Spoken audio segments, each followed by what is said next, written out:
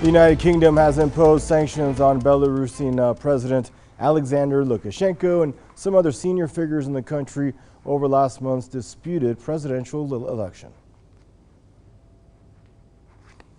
Today, the UK government has imposed sanctions on 8 senior members of the authorities in Belarus, including Alexander Lukashenko, the National Security Advisor, and Lukashenko's Chief of Staff. And it's for the persecution of the protesters and the rigging of the elections in Belarus. We think it's really important to take a stand for human rights and for the values of freedom, and it's important to do so now. Dominic Raab also accused the Belarusian government of human rights violations. Canada also announced sanctions on the Belarusian administration, citing similar allegations. Earlier, Russian President Vladimir Putin pledged to stand by Belarus, saying that the East European country is facing unprecedented external pressure. Lukashenko won the election with 80% of the vote, but the opposition claims that the vote was rigged, an allegation the government denies. And since then, the country has witnessed many protests which have turned violent.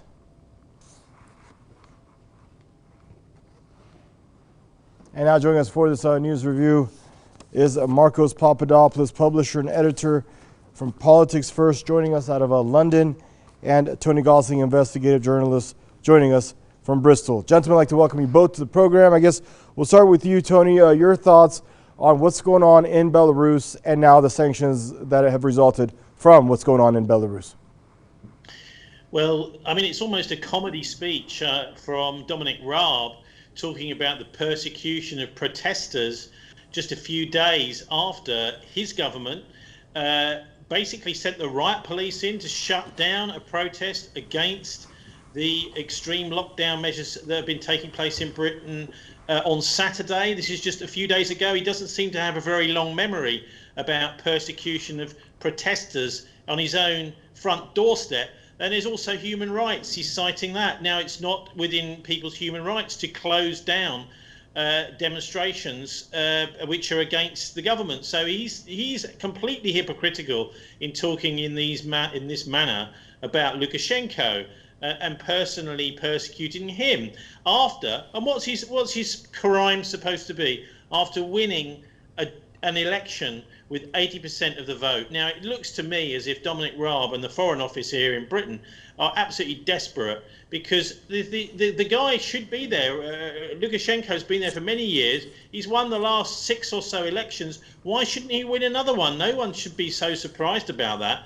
And this is obviously becoming rather similar to the Venezuela situation that we had last year, and to Ukraine when there was a coup in Ukraine. That's an attempt, really, by the Western powers, and usually spearheaded by Britain, I'm afraid, in Europe, in order to try and grab these countries, Ukraine and Belarus, using bribery and intimidation and threats, in order to bring them into the Western sphere of influence and away from the sphere of influence of Putin. And there's no way that the people in Belarus are going to vote for this. So that's why he's had to do this. The actual living conditions, the healthcare conditions, the education conditions in Belarus are excellent compared to many parts of Europe. So why would people vote for that?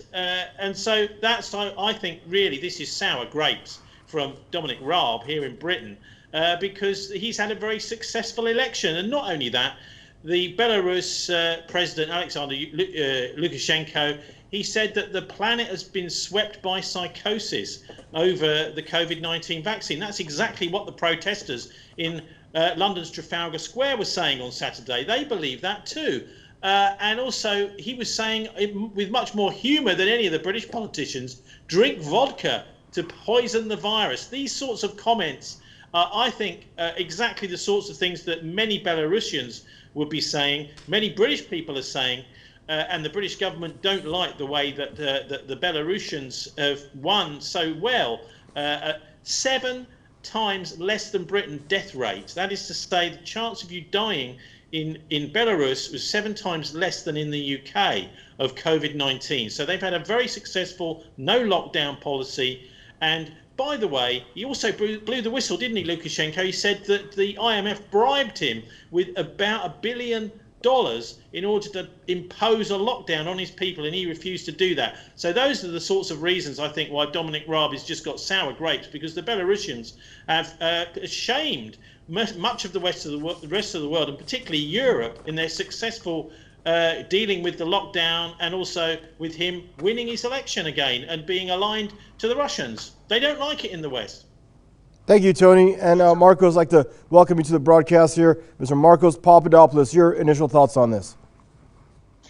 Well, the decision of the British government to impose sanctions on key Belarusian politicians, including Alexander Lukashenko, are of no significance whatsoever. They are immaterial, because the attempt by America and Britain to orchestrate a coup in Belarus with the objective of turning the country into a vassal state of the West has failed. And indeed, it was destined to fail, because Belarus, or to use its historical name, Belarusia, is de facto a province of the Russian Federation, while the vast majority of the Belarusians consider themselves as Russians and consider themselves as part of the Russian motherland, or as part of the Russian world, a motherland that stretches from Brest to Kamchatka.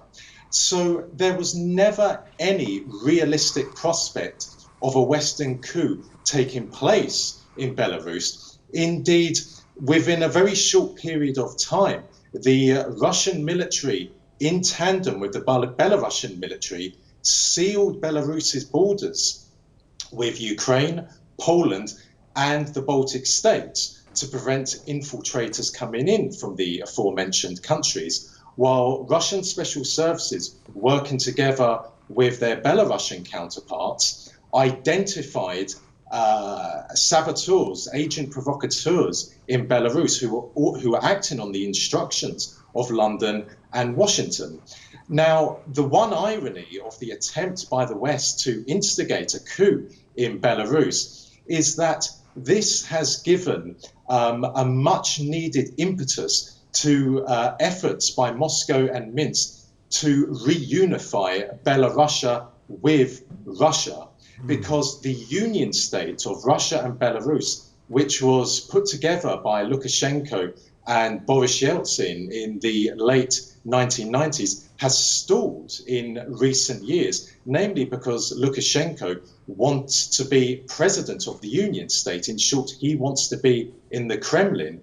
But now that the West has attempted a coup in Belarus, and because Lukashenko, without precedent and quite extraordinarily, has turned to Putin for help, that means that Russia's position in Belarus has increased tenfold, so much so that in recent days, the Russian ambassador in Minsk presented Lukashenko with a map of the Russian Empire with Belarusia highlighted. So it's certainly the case that the reunification of the Russian and Belarusian peoples is going to take place now, sooner rather than later. And that is an unintended consequence of the Americans and the British having attempted a coup in Belarus. We have to remember that the Belarusian people never wanted to be separated from Russia. In March 1991, over 80% of the Belarusian people voted to preserve the Soviet Union. The Soviet Union was dissolved because of the wishes of three politicians: Yeltsin in Russia, Shushkevich in Belarus, and Kravchuk in Ukraine. Belarus never wanted to be separated from Russia. So what I will say in my conclusion is that a historical injustice is about to be remedied. Good stuff, Marcos and Tony. We have about a minute left. Your final thoughts, please. Well, look, tomorrow here in Britain is a very important vote in the House of Commons. It's the renewal of the COVID-19 or Coronavirus Act, which, if it is renewed without changes, would allow another 6 months of draconian powers where the government themselves, including civil servants, will be able to rule the country by decree. So I just like to, I think that maybe this move by Raab is a way of sending out a message to MPs and opinion formers and politicians in Britain that, oh, this is a very real problem that we have with Belarus, and we are trying to show the strongman tactics. But my prediction is tomorrow that we may well find lots of changes to this coronavirus legislation, which will allow MPs here in Britain to actually scrutinise all that, and that actually what he's done is he's made a mess of it again, Dominic Raab. I think that the British government have made the wrong move here in trying to impose these economic warfare sanctions on Belarus because of trying to make impressions on their friends here in London. And let's just hope that the vote tomorrow it allows MPs to scrutinise what's happening, because he is accusing Belarus of being a dictatorship and that sort of thing. But actually, Britain is turning into a dictatorship where they're bypassing the House of Commons. And let's hope that all changes tomorrow. All right, good stuff, gentlemen. Two great guys with a wealth of knowledge between the two of you. Always a pleasure to have you both on. Marcus Papadopoulos from London and Tony Gosling there from Bristol. And viewers, that's a wrap for this segment of your Press TV's News Review. Thank you for tuning in, and goodbye for now.